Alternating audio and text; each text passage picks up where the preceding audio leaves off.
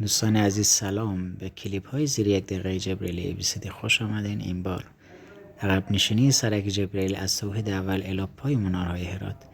شاید این آخرین تصاویری باشند که به صورت یادگاری از این سرک زیبا و دکانهای دو طرف آن به ثبت می‌گردد.